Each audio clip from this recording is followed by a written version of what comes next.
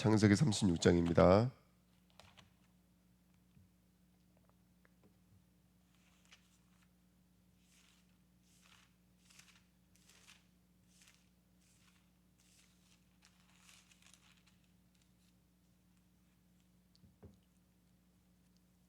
예, 1절부터 8절까지 읽겠습니다. 창세기 36장 1절에서부터 8절입니다. 에서 곧 에돔의 족보는 이러하니라. 에서가 가나안 여인주 헷조소 엘론의 딸 아다와 휘조소 시본의 딸인 아나의 딸 오홀리바마를 자기 아내로 맞이하고 또 이스라엘의 딸 누바요세의 누이 바스마를 맞이하였더니 아다는 엘리바스를 에서에게 낳았고 바스맛은 루엘을 낳았고 오홀리바마는 여우스와 알람과 고라를 낳았으니 이들은 에서의 아들들이요 가나안 땅에서 그에게 태어난 자들이더라. 에서가 자기 아내들과 자기 자녀들과 자기 집의 모든 사람과 자기의 가축과 자기의 모든 짐승과 자기가 가나안 땅에서 모은 모든 재물을 이끌고 그의 동생 야곱을 떠나 다른 곳으로 갔으니 두 사람의 소유가 풍부하여 함께 거주할 수 없음이로라. 그들이 거주하는 땅이 그들의 가축으로 말미암아 그들을 용납할 수 없었더라. 이에 에서 곧 에돔이 세일산에 거주하니라. 아멘. 하나님 감사합니다. 오늘도 귀한 새벽에 하나님의 말씀을 영으로 담고 믿음으로 담으며 나의 삶 속에 하나님께서 동행하시고 인도하시고 역사하시는 축복된 삶이 되어지는 귀한 시간 되어지도록 이 시간도 주의 성령의 충만함으로 역사해 주옵소서. 감사드리며 예수 그리스도의 이름으로 기도하옵나이다. 아멘. 예, 오늘 말씀 제목은 야곱을 떠난 에서입니다. 창세기 36장을 우리 넘어서 37장의 강단 말씀 함께 말씀 나눴고요. 오늘 36장을 좀 공부하면서 37장의 어떤 의미가 더 분명해지는 아마 시간이 될 것 같습니다. 36장을 통해서 또 하나님의 주시는 은혜를 함께 누리시는 우리 주은혜교회 성도님 되시기를 예수님의 이름으로 부탁드립니다. 복음을 신자에게 주셨습니다. 그러면 그 신자에게 진정한 복음은 복된 소리니까요. 신자에게 진정한 복이 무엇인지 복에 대한 개념이 오늘 새롭게 발견되시는 저와 여러분 되셨으면 좋겠습니다. 야곱가에서 누가 복받은 자인가 한번 우리가 생각해 봤으면 좋겠습니다. 오늘 에서의 족보를 보면은 에서의 족보를 쉽게 말씀드리면 세상적인 축복을 누리는 계보입니다. 아까 우리 6절 7절에 읽었지만 그의 소유가 많아지니까 7절 맨 마지막에 뭐라고 말하고 있냐면 7절에 그 두 사람의 소유가 풍부하여 함께 거주할 수 없음이로라. 그들이 거주하는 땅이 그들의 가축으로 말미암아 그들을 용납할 수 없었더라. 이렇게 성경을 말하고 있거든요. 그러니까 에서에게 이 물질의 축복, 그때 당시에 가축은 이 경제적 축복이었으니까요. 물질의 축복이 너무나 많아져서 함께 가나안 땅에 살 수 없었다고 성경은 말하고 있습니다. 그래서 이 에서가 나와서 머물렀던 땅이 바로 에돔입니다. 그래서 그 오늘 본문 36장 말씀을 쭉 읽어보면은 여기에 에돔 땅을 접목하는 이야기, 그 다음에 거기서 8대를 이렇게 살아온 왕들의 이름이 이렇게 농명되어져 있습니다. 이런 이야기를 통해서 우리는 여러 가지를 생각할 수 있겠죠. 15절부터 보시면 에서의 자손 중 족장은 이러하니라 이렇게 써 있습니다. 그러면서 족장에 대한 이야기를 하고 있고, 그 다음에 31절에는 이스라엘 자손을 다스리는 왕이 있기 전에 에돔 땅을 다스리던 왕들은 이러하니라 이렇게 써 있습니다. 근데 우리가 좀 기억해 봐야 될 것은 뭐냐면 이 에서가 왕들 8대를 틀어서 왕이 되었거든요. 에돔 땅의 왕이 됐는데 당시에 그 이스라엘은 야곱의 후손들은 애굽에서 400년 동안 종살이를 했습니다. 한번 우리가 말씀 한번 들여다볼까요? 이번에 보시면 야곱과 에서에게 약속된 복음입니다. 창세기 27장 28절 29절 보시면 이거 기억하시나요? 야곱이 이삭을 속이고 들어가서 축복을 받았을 때 이삭이 했던 축복입니다. 하나님은 하늘의 이슬과 땅의 기름짐이며 풍성한 곡식과 포도주를 내게 주시기를 원하노라. 만민이 너를 섬기고 열국이 내게 굴복하리니 내가 형제들의 주가 되고 내 어머니의 아들들이 내게 굴복하며 너를 저주하는 자는 저주를 받고 너를 축복하는 자는 복을 받기를 원하노라 그랬습니다. 분명히 야곱에게 어떤 축복을 받는다면 땅의 기름짐과 그 다음에 하늘의 이슬을 허락받았습니다. 그래서 열국이 복을 받고, 누굴 통해서요? 야곱을 통해서 열국이 복을 받고, 그 다음에 모든 그 어머니가 낳은 아들들이 자기에게 무릎을 꿇게 되고, 그 다음에 너를 저주하는 자는 함께 저주를 받고 너를 축복하는 자는 축복을 받는다라는 이 엄청난 언약을 주었습니다. 반대로 에서는 어떤 복을 받게 되냐면 창세기 27장 38절부터 40절에 에서가 아버지에게 이르되 내 아버지여, 아버지가 빌 복이 이 하나 뿐이니까 내 아버지여 내게 축복하소서, 내게로 그리하소서 하고 소리를 높여오니 그 아버지 이삭이 그에게 대답하여 이르되 내 주소는 땅의 기름짐에서 멀고 내리는 하늘 이슬에서 멀 것이며 너는 칼을 믿고 생활하겠고 내 아우를 섬길 것이며 네가 맴을 벗을 때에는 그 멍에를 네 목에서 떨쳐 버리리라 하였더라. 이렇게 성경은 말하고 있습니다. 그러니까 분명히 이삭이 에서를 축복할 때는 뭐에서 멀어요? 하늘의 기름짐과 하늘의 이슬로부터, 땅의 기름짐과 하늘의 이슬로부터 거리가 멀어요. 그러니까 이 사람은 축복과 거리가 먼 사람이에요. 그리고 평생을 아우를 섬기고 그 다음에 그 멍에를 내 목에서 언제요? 죽을 때야 이 멍에를 떨쳐버릴 수 있다. 이렇게 성경은 말하고 있는데, 그런데 오늘 창세기 36장을 읽어보면은 안 그렇거든요. 너무 소유가 많아서 함께 가나안 땅에 거할 수 없다 그랬어요. 근데 참 재밌는 말은 뭐냐면 7절에 보시면 그들이 함께 거할 수 없었다라는 말을 함께 할 수 없었다 이렇게 말하지 않고 용납할 수 없었더라 이렇게 성경은 말하고 있거든요. 이게 굉장히 중요한 의미로 들려집니다. 그러니까 야곱과 에서의 축복이 우리 눈으로 읽었을 때에는 바뀐 것처럼 보이지만 성경은 이렇게 말하고 있습니다. 우리 먼저 조금 길지만 제가 시편 73편 말씀을 좀 읽어드릴게요. 우리 성경을 갖고 계신 분들도 함께 읽었으면 좋겠습니다. 시편 73편 아삽의 시입니다. 같이 읽으실게요. 하나님이 참으로 이스라엘 중 마음이 정결한 자에게 선을 행하시나 나는 거의 넘어질 뻔하였고 나의 걸음이 미끄러질 뻔하였으니 이는 내가 악인의 형통함을 보고 오만한 자를 질투하였음이로다. 그들은 죽을 때에도 고통이 없고 그 힘이 강건하며 사람들이 당하는 고난이 그들에게는 없고 사람들이 당하는 재앙도 그들에게는 없나니 그러므로 교만이 그들의 목걸이요 강포가 그들의 옷이며 살찜으로 그들의 눈이 솟아나며 그들의 소득은 마음의 소원보다 많으며 그들은 능욕하며 악하게 말하며 높은 데서 거만하게 말하며 그들의 입은 하늘에 두고 그들의 혀는 땅에 두루 다니도다. 그러므로 그의 백성이 이리로 돌아와서 잔에 가득한 물을 다 마시며 말하기를 하나님이 어찌 알랴 지존자에게 지식이 있으랴 하는도다. 볼지어다 이들은 악인들이라도 항상 편안하고 재물은 더욱 불어나도다. 내가 내 마음을 깨끗하게 하며 내 손을 씻어 무지하다 한 것이 실로 헛되도다. 나는 종일 재난을 당하며 아침마다 징벌을 받았도다.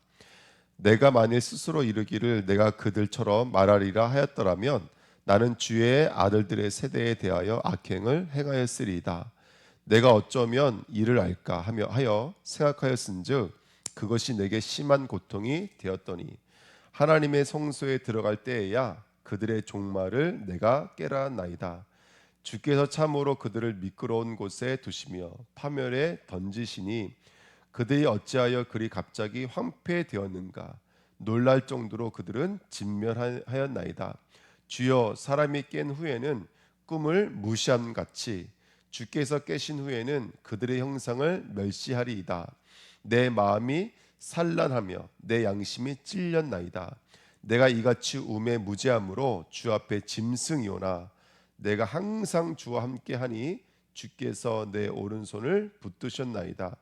주의 교훈으로 나를 인도하시고 후에는 영광으로 나를 영접하시리니 하늘에서는 주 외에 누가 내게 있으리요 땅에서는 주밖에 내가 사모할 리 없나이다. 내 육체와 마음은 쇠약하나 하나님은 내 마음의 반석이시요 영원한 분기시시라. 무릇 주를 멸하는 자는 망하리니 음녀같이 주를 떠난 자를 주께서 다 멸하셨나이다. 하나님께 가까이 함이 내게 복이라. 내가 주 여호와를 나의 피난처로 삼아 주의 모든 행적을 전파하리이다. 아멘. 그러니까 이 아삽은 다윗 시대에 아마 그 하나님을 찬양했던 찬양 대장이었던 사람인 것으로 알고 있습니다. 정말 하나님을 찬양했던 이 사람 입에서는 뭐라고 고백하고 있냐면 자기가 실로 실족해 넘어질만 하다. 왜냐하면 어찌 저 악인들은 저렇게 잘 되는지 하나도 문제가 생기지 않고 그들이 계획한 건 다 계획대로 되어지고 얼마나 많은 소유를 거둬들이는지 그들을 바라보면서 하나님을 믿는 내가, 하나님을 찬양하는 내가, 천사장같이 하나님을 노래하는 내가, 하나님께 영광을 올린다라고 말하는 내가 실족할 만큼 너무 괴롭다라고 말하고 있습니다. 물론 후에 하나님이 영적인 눈을 열고 나니까 진리를 보고 나니까 무엇이 복인지를 알고 나니까 그들은 지금 넘어짐이며 저주이며 재앙인 것을 깨닫고 다시 돌아와 하나님을 찬양하는 이야기인데요. 성경에 보면 이런 이야기들이 굉장히 많이 있는 것 같습니다. 시편 37편 1절 2절에도 악을 행하는 자들 때문에 불평하지 말며 불의를 행하는 자를 시기하지 말지어다. 그들은 풀과 같이 속히 배임을 당할 것이며 푸른 채소같이 쇠잔할 것이미로다.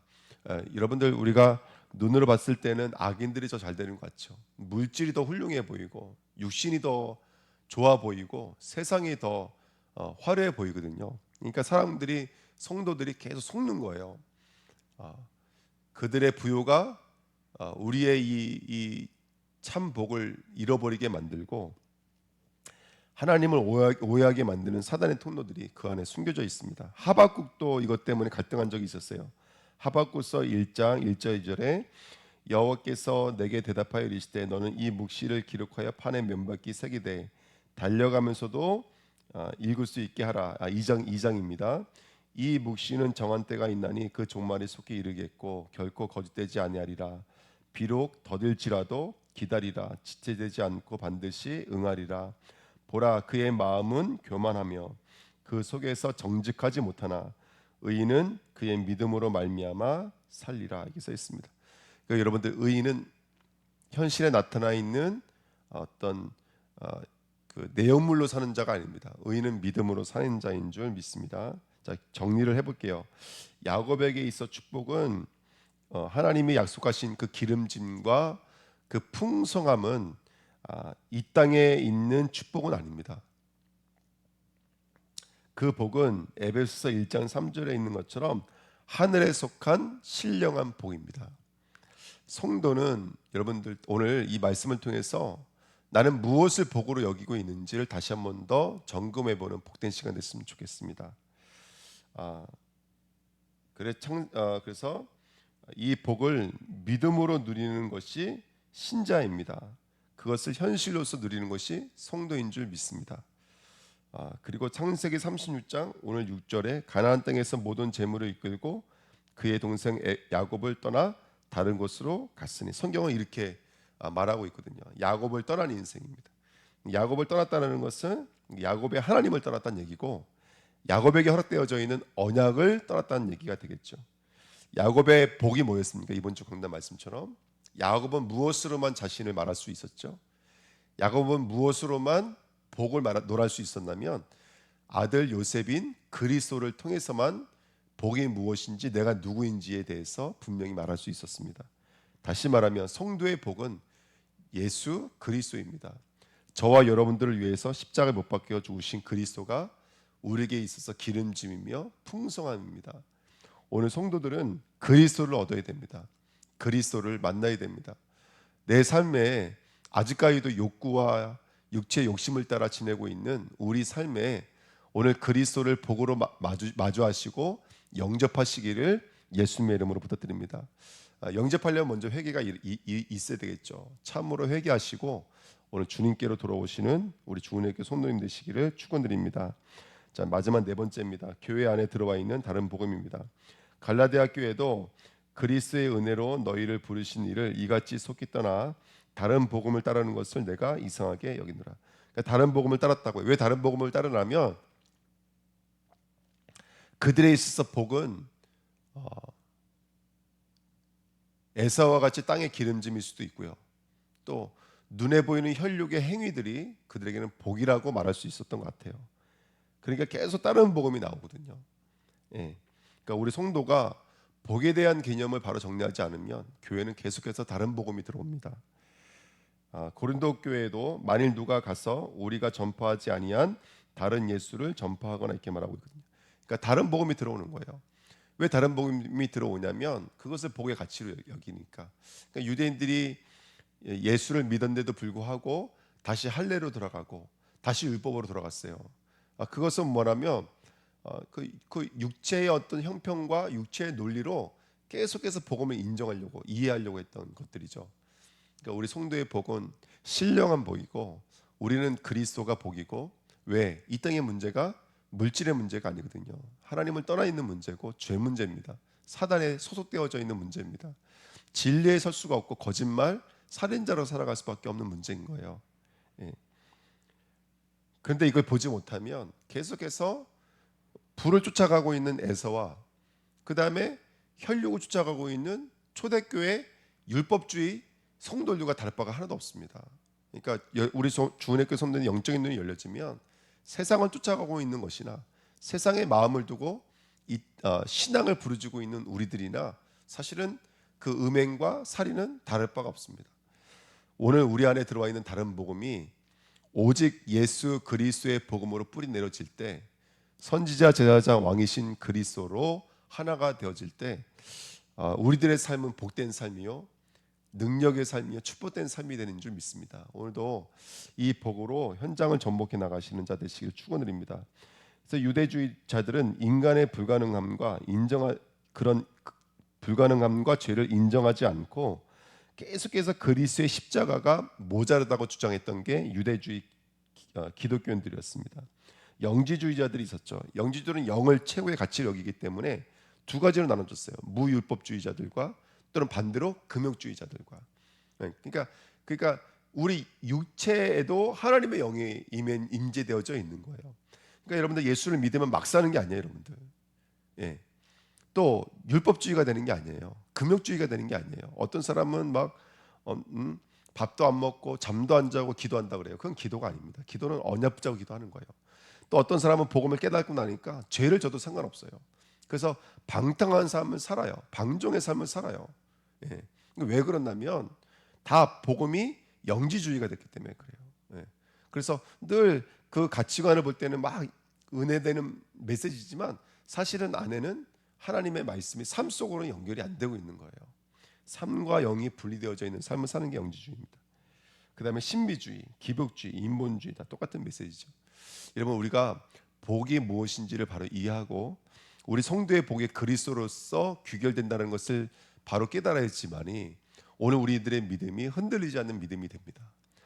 죄로 물들지 않습니다. 예. 우리는 죄로 물들 수밖에 없는 삶인데 하나님이 지켜주시고 이끌어 주십니다. 그 하나님이 지켜주셔야 돼요. 아니면 우리가 우리 자신을 지킬 수가 없습니다. 오늘 말씀을 통해서 우리의 복이신 예수 그리스도께로 돌아오시는 우리 주은혜교회 모든 성도 되시기를 예수님의 이름으로 부탁드립니다.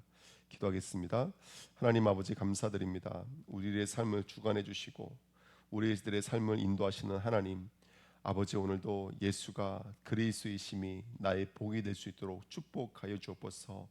그 복이 인정되어지는 순간부터 실로 흑암은 무너지고 죄와 저주는 떠나가며 하나님 나라가 임하는 줄 믿습니다.